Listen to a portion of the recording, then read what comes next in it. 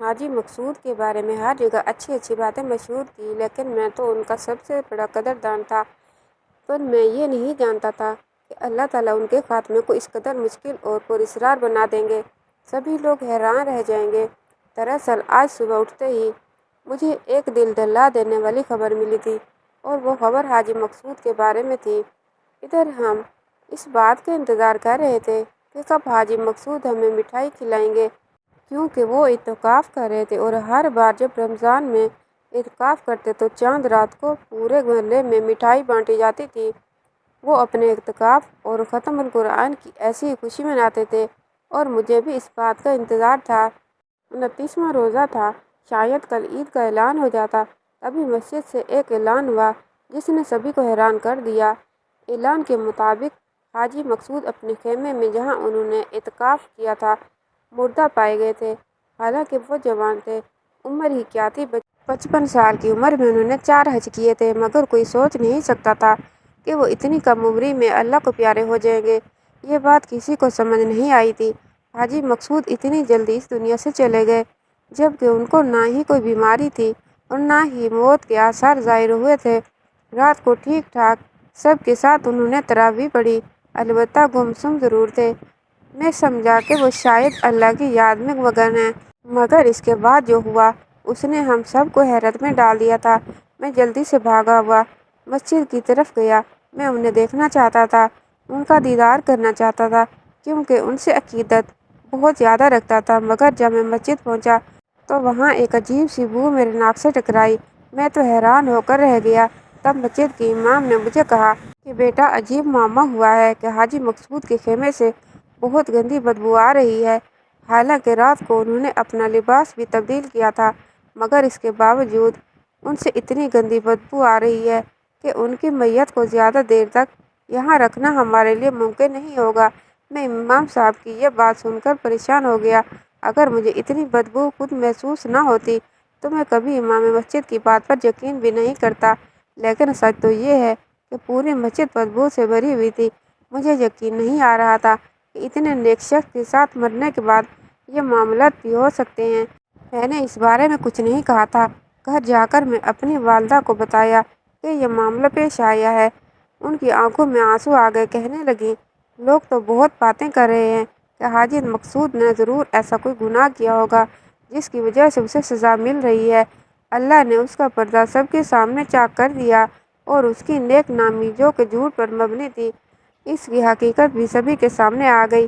لیکن ہم کیسے بھول سکتے ہیں، حاجی مقصود نے ہمارے ساتھ بہت نیکیاں کی تھی، چاہے وہ امی کے علاج کے پیسے دینا ہو یا پھر ہر مہینے میں راشن فراہم کرنا ہو۔ یہ ان دنوں کی بات ہے جب ابا کے جانے کے بعد ہمارے گھر میں فاقوں تک نوبت آ گئی تھی۔ رشتہ داروں نے آنکھیں ماتھے پر رکھ لی تھی، مگر حاجی مقصود ہمیں نہیں بھولا تھا۔ اتنے نیک شخص کے ساتھ یہ کیسے معاملہ ہو سکتا ہے؟ اس بات پر میں اور امی دونوں بہت حیران ہو رہے تھے۔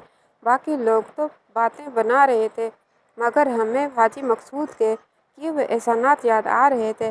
اس پر ستم تو یہ ہوا کہ حاجی صاحب کے گھر والوں نے بھی اسے غسل دینے سے انکار کر دیا، کیونکہ ان کی لاش سے بہت زیادہ بدبو آ رہی تھی کہ کوئی بھی پاس جانا نہیں چاہتا تھا۔ میں نے امی سے کہا کہ حاجی صاحب نے اپنی زندگی میں ہم پر بہت احسانات کیے ہیں۔ اگر کسی نے یہ فریضہ انجام نہیں دینا تو میں اسے اپنی سعادت سمجھوں گا۔ اللہ نے ان کے ساتھ جو بھی معاملہ کیا، مگر ہمیں احسان فراموش نہیں ہونا چاہیے۔ امی نے مجھے کفن دفن کے پیسے بھی دے دیے۔ مسجد پہنچا تو پتہ چلا کہ حاجی صاحب کے کفن دفن کا انتظام تو ہو چکا ہے، لیکن غسل دینے کے لیے کوئی آگے نہیں بڑھ رہا۔ سب لوگ راحت کے مارے پیچھے ہٹ گئے ہیں۔ میں نے امام صاحب سے کہا کہ میں حاجی مقصود کو غسل دینا چاہتا ہوں۔ کہنے لگے، میں بھی یہی چاہتا ہوں کہ کوئی انہیں غسل دے تاکہ مسجد سے وہ بدبو ختم ہو۔ امام صاحب کے چہرے پر بھی حاجی مقصود کے لیے ایک عجیب سی ناگواری تھی۔ مجھے حاجی مقصود پر ترس آ رہا تھا، مگر جب میں انہیں غسل دینے لگا تو میرے جذبات مکمل طور پر بدل گئے تھے۔ میرا ذہن بھی اس شخص سے بھر چکا تھا، مگر میں ایسا نہیں تھا کہ ان کی برائی کرتا۔ مگر اتنے میں ان کے گھر سے 2 عورتیں آئیں۔ انہیں بھی پتہ چل چکا تھا کہ حاجی مقصود کے ساتھ کیا معاملہ پیش آیا۔ کہنے لگی کہ ان کا کرتا وغیرہ ہمیں دے دیں، ہم گھر لے کر جانا چاہتے ہیں۔ جیسے ہی میں نے حاجی مقصود کا کرتا اٹھایا، میرے قدموں تلے سے جان نکل گئی۔ سارا معاملہ میری سمجھ میں آ گیا تھا، مگر میں قبل از وقت بولنے والوں میں سے نہیں تھا۔ پھر ایک شخص مر گیا تو اس کے بارے میں کیا بات کرنی؟ میں نے تو دل میں سوچ لیا تھا کہ میں اپنے منہ پر خاموشی کا تالا لگا لوں گا، مگر قدرت اپنا انتقام نہیں چھوڑتی۔ حاجی مقصود کو غسل دینے کے بعد جب تختے پر ڈالا گیا تو ان کا وجود بھاری ہو گیا۔ جب ان کا وجود بھاری ہو گیا تو میرے لیے انہیں اٹھانا بے حد مشکل تھا۔ میں تو کوئی ہٹا کٹا جوان بھی نہیں تھا، عمر 18 سال تھی۔ میں نے لاکھ کوشش کی مگر ان کی لاش کے 1 انچ بھی حرکت نہیں کی۔ اب میرا ذہن اور زیادہ بدلنے لگا۔ میں نے یہ بات جا کر امام مسجد کو بتائی تو وہ بھی حیران ہوئے، کہنے لگے، مجھے اندازہ تھا کہ اس شخص کے معاملات خراب ہیں، مگر یہ نہیں پتہ تھا کہ اللہ اسے اتنا ذلیل کرے گا۔ امام کے یہ الفاظ سن کر میں حیران رہ گیا کہ کیسے کسی کے بارے میں ایسی باتیں کر سکتے تھے، جبکہ وہ خود بھی عمر میں 70-80 سال کے تھے۔ بات ہر جگہ پھیل گئی تھی کہ حاجی مقصود کی لاش وزنی ہو چکی ہے، اسے کوئی اٹھا نہیں پا رہا۔ امام صاحب نے کہا کہ تم کمزور ہو، شاید اس لیے تم سے لاش نہیں اٹھ رہی۔ میں ایسا کرتا ہوں کہ کچھ پہلوانوں کو بلاتا ہوں جو روز کسرت کرتے ہیں اور بھاری بھرکم وجود کے مالک ہوتے ہیں، وہ ضرور اس کا حل نکال لیں گے۔ آخر کتنی وزنی ہوگی، کوئی تو اٹھا ہی لے گا۔ مگر مجھے اماں کی بات بار بار یاد آ رہی تھی کہ بیٹا، اللہ کے معاملات میں کوئی انسان دخل اندازی نہیں کر سکتا۔ اگر حاجی صاحب کی لاش نے یوں ہی رہنا ہے تو وہ ایسے ہی رہے گی، کوئی انسان کچھ نہیں کر سکتا، اور یہ وزن ان کے جسم کا نہیں، کوئی اور بوجھ ہے جو ان کے وجود پر ہے۔ بہرحال کثرت والے نوجوانوں کو بلایا گیا۔ وہ 10 ہٹے کٹے پہلوان تھے جو کہ 100 کلو تک وزن اٹھا سکتے تھے، مگر حیرت تو اس وقت ہوئی جب وہ 10 ہٹے کٹے نوجوان بھی مل کر حاجی مقصود کی لاش کو حرکت نہیں دے سکے۔ اب تو سب پر سکتہ طاری ہو گیا۔ امام صاحب کہنے لگے کہ ہمیں اللہ سے دعا کرنا ہوگی کہ ان کی لاش پر رحم کا معاملہ کیا جائے تاکہ ہم انہیں نماز جنازہ کے لیے لے جا سکیں۔ بہرحال امام صاحب نے سب سے دعا کروائی اور 2 رکعت نماز نفل کے پڑھے گئے۔ سب نے مل کر اجتماعی دعا کی کہ اس شخص کی لاش کو یہاں سے اٹھانے میں آسانی ہو، اور حیرت کی بات تو یہ تھی کہ دعا قبول بھی ہو گئی تھی۔ اب سب لوگوں کو یقین ہو چکا تھا کہ حاجی مقصود نے ضرور کوئی گناہ کیا تھا جس کی سزا انہیں مل رہی ہے۔ جنازہ اب کی بار جب اٹھایا گیا تو وہ لوگوں نے مل کر ہی اٹھایا، اسے تھام لیا، زیادہ مشکل بھی نہیں ہوئی۔ امام صاحب کو لوگ رشک بھری نظروں سے دیکھنے لگے، جن کی دعا سے یہ جنازہ اٹھ گیا تھا۔ میت کو جنازہ گاہ میں رکھا گیا، سب لوگوں نے مل کر نماز جنازہ ادا کی۔ میری نظریں نہ جانے کیوں میت پر ہی اٹکی ہوئی تھی، کیونکہ مجھے بار بار کڑتے والا منظر یاد آ رہا تھا۔ میں چاہ کر بھی اس بات کو اپنے ذہن سے نہیں نکال پا رہا تھا۔ میرے دل تو چاہ رہا تھا کہ میں چیخ چیخ کر سب کو حاجی مقصود کی حقیقت بتا دوں، مگر مجھ پر کون یقین کرنا تھا، کیونکہ میں غریب تھا، میری جیب خالی تھی، نہ ہی میں کوئی سماجی کارکن تھا۔ لوگ اپنے مطلب کے لیے میری بات سننے کے لیے میں ایک بار پھر بھی خاموش ہو گیا۔ ویسے بھی جنازہ دفنانے میں ابھی 1 گھنٹہ باقی تھا، مگر وہ 1 گھنٹہ اس قدر بھاری ہو گیا کہ اس کا اندازہ نہیں لگایا جا سکتا۔ جنازہ گاہ سے نکل کر قبرستان کی طرف جانا تھا۔ جب حاجی مقصود کی میت کو اٹھایا گیا تو وہ پھر سے بھاری ہو گئی۔ اب تو کسی میں ہمت نہیں تھی کہ دوبارہ سے زور لگا سکے۔ سب لوگ دل میں دعا کرنے لگے کہ کہیں وہی معاملہ نہ ہو گیا جو پہلے ہوا تھا، کیونکہ پہلے بھی کافی دیر کے بعد دعاؤں اور وظائف کے بعد میت کو اٹھایا گیا تھا، مگر اب تو نماز جنازہ بھی ہو چکی تھی۔ اب کیا کیا جا سکتا تھا؟ امام صاحب سر پکڑ کر بیٹھ گئے۔ باقی لوگ بھی طرح طرح کی باتیں کرنے لگے۔ 1-2 کے منہ سے تو میں نے یہ بھی سنا، کیوں نہ حاجی مقصود کے جنازے پر تیل چھڑک کر انہیں جلا دیا جائے تاکہ یہ قصہ ہی ختم ہو۔ مجھے حاجی مقصود پر ترس آنے لگا تھا، لیکن یہ لوگ تو کچھ بھی کر گزرنے کو تیار تھے۔ 2-3 نوجوان جا کر پٹرول بھی لے آئے۔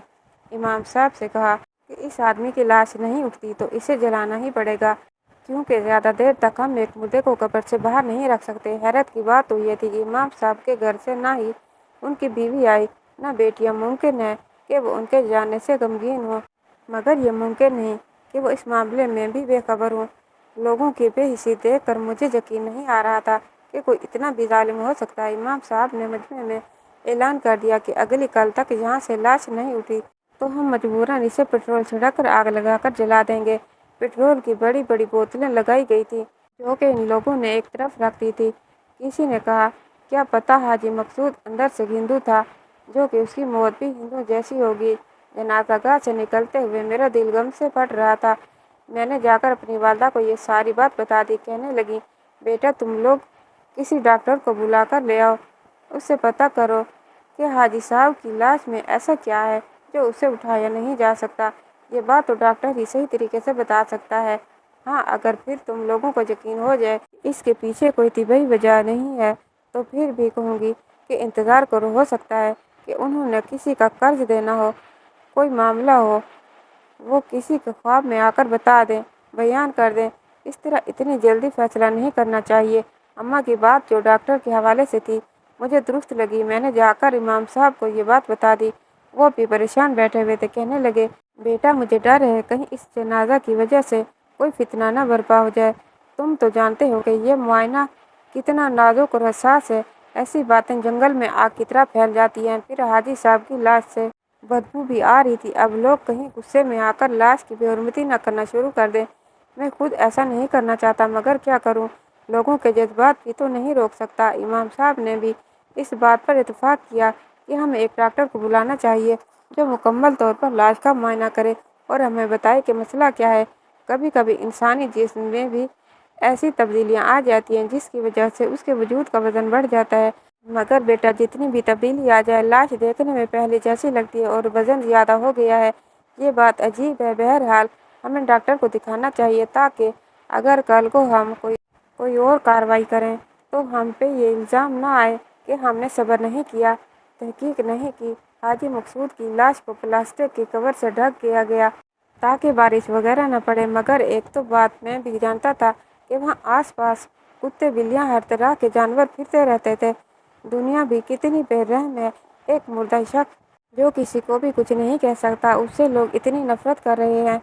میں نے دل میں سوچ لیا تھا کہ میں حاجی مقصود کی میت کا پہرا دوں گا، بیٹھا رہوں گا وہاں پر کوئی جانور قریب آ کر میت کی بے حرمتی نہ کرے، مگر میں کیا جانتا تھا کہ آج کی رات مجھ پر مزید راز منکشف ہونے والے ہیں۔ میری والدہ کو بھی اس بات پر کوئی اعتراض نہیں تھا کہ میں میت کا پہرا کروں گا، مگر خدا کی قسم کھا کر کہتا ہوں رات 3 بجے تک وہاں بیٹھنے کے بعد مجھے وہاں مزید پہرا دینے کی ضرورت محسوس نہیں ہوئی، کیونکہ جو بھی جانور آتا وہ دور سے ہی میت کو دیکھ کر چلا جاتا، جیسے وہ بھی حاجی مقصود کے دنیا سے جانے کا غم منا رہے ہوں۔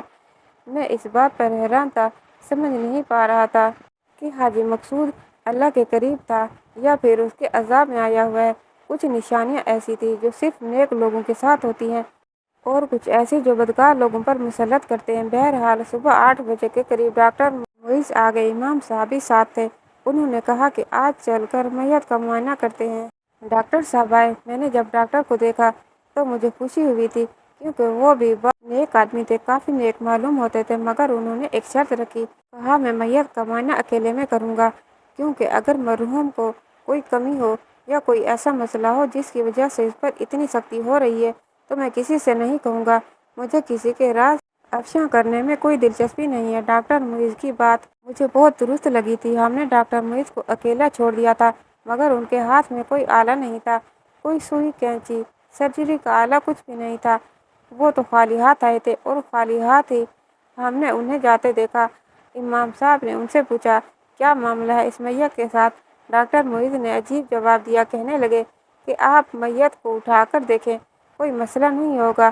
ہمیں تو ڈاکٹر معیز کی بات پہلے پہل یقین ہی نہیں آیا کیونکہ ہم تو بہت کوشش کر چکے تھے، میت کو ہلانا ہمارے لیے مشکل ہو گیا تھا۔ بہرحال ڈاکٹر صاحب کے کہنے پر جیسے ہی ہم نے میت کی چارپائی کو اٹھایا تو حیرت کی انتہا نہ رہی، میت اپنی جگہ سے ہل چکی تھی۔